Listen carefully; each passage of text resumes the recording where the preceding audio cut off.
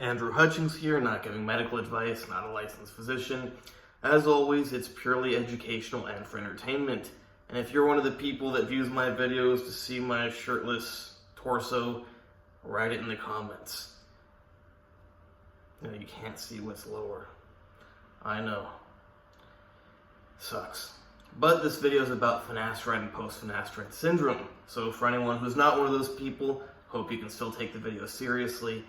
Okay, so finasteride, it's a 5-alpha reductase inhibitor. What is that? It's an enzyme that metabolizes testosterone into dihydrotestosterone. My dihydrotestosterone is too high to be measured. Yes, my natural dihydrotestosterone, when I am completely natural, is too high to be measured.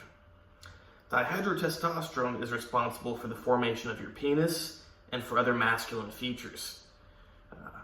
I guess that's a pretty good flex then, isn't it?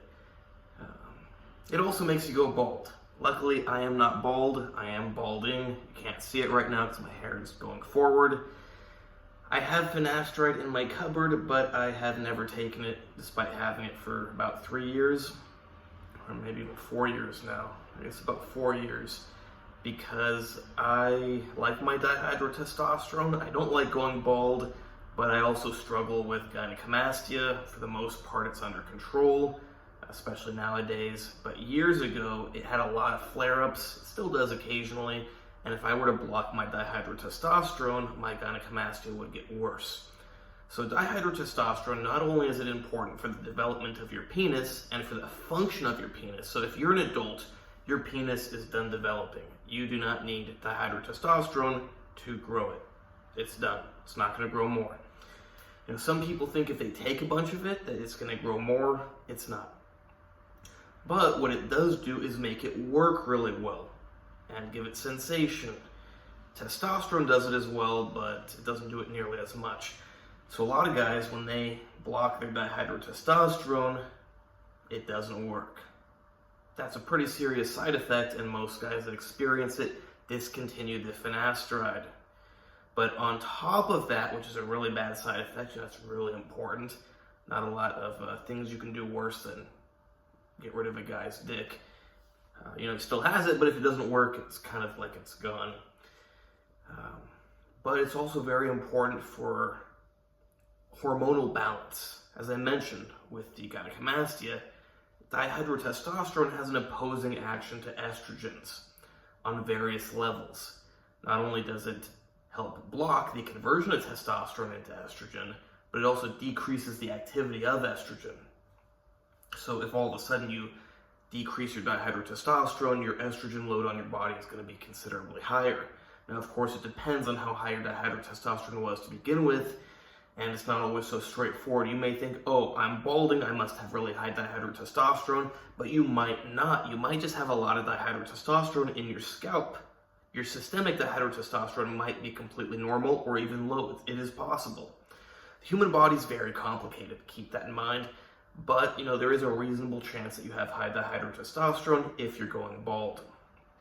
Okay, so what other side effects do guys experience? They also experience low mood or depression. They don't like that either. They tend to stop taking it when they experience that. Now, post-finasteride syndrome, I have never met somebody, besides in YouTube comments. There's a guy who commented on my videos who said he has it, but I've never met someone in person who supposedly has this syndrome. I'm not saying it cannot happen, but I do think that it is, for the most part, a misattribution of symptoms to finasteride. How can that happen? Well, let's say you start taking finasteride, and at the same time, life changes, and you start to be a little more depressed in general. You discontinue the finasteride, and your depression remains, and you go, hey, the finasteride made me depressed, and even though I stopped taking it, I'm still depressed. It must be post-finasteride syndrome. No, it does not have to be post-finasteride syndrome. It could be a lot of other things. The problem is, you got a lot of YouTubers now who have popularized it. Now, it's good to bring some attention to it, but I do think it's been overhyped to the point where it's actually harming people, convincing them that they have something that they don't have. Because, it may start off as one thing, but then if you convince yourself that you have this syndrome, it might continue longer than it otherwise would have. Thinking that you have this syndrome likely would make you depressed, which will keep you depressed even longer. And if you're depressed, there's a good chance your penis won't work properly. Overall, you're not going to feel good. You're going to mimic the symptoms of finasteride, and it's not a good situation. The mind is very powerful. Now, an example I like to bring up when talking about this is testosterone. I work with a lot of guys that take testosterone, and a lot of the times they think it makes them in a better mood, but later they come to realize that it does not. That your mind and whatever is influencing your mind is far more powerful than the testosterone. If something happens in life that brings your mood down, testosterone's not going to artificially keep it up. Now, it may help a little, and if your mood's already okay, it may make it even better. But if something happens, or if life's just not going to your liking, and your mood's in the toilet, testosterone probably is not going to make it all better. I know it's a little bit different thing I'm talking about here, but same idea, that the mind is much more powerful generally than these chemicals. Now, it's not to say that chemicals cannot overpower anything.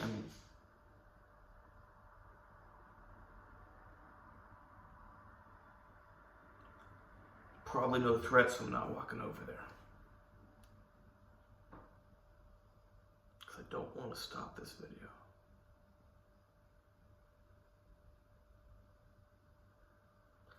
And there's also another reason I'm not walking over there, but you'll have to guess that one. It has something to do with the video.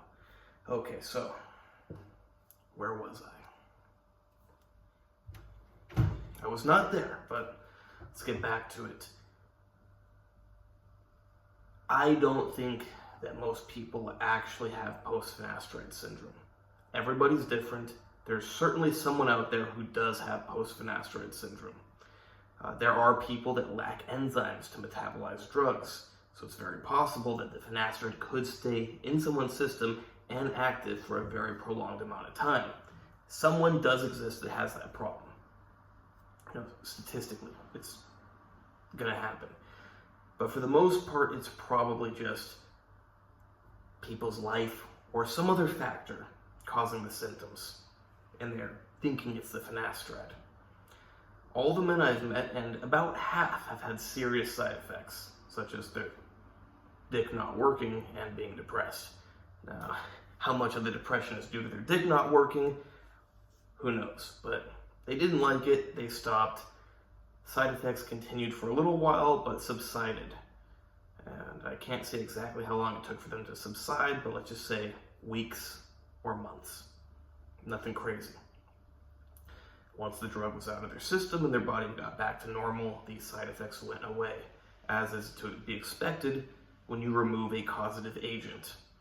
So finasteride, it's a 5-alpha reductase inhibitor, blocks the conversion of testosterone to dihydrotestosterone. Dihydrotestosterone normally makes you lose your hair, also really important for sexual function. It's a great medication for preserving hair, but not all men tolerate it. In my experience, guys who have really high dihydrotestosterone tolerate it better than guys who do not have such high dihydrotestosterone. Good chance if I took it, everything would be fine. There's a good chance I'll take it.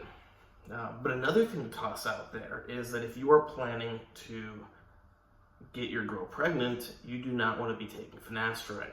Dihydrotestosterone is very important for the proper development of your sperm, which is really important to have a healthy baby. You do not want to be messing with finasteride. Now, is this all conclusive and proven in medical studies? I don't know. There's no way I would want to get my wife pregnant while taking finasteride. I'll put it like that.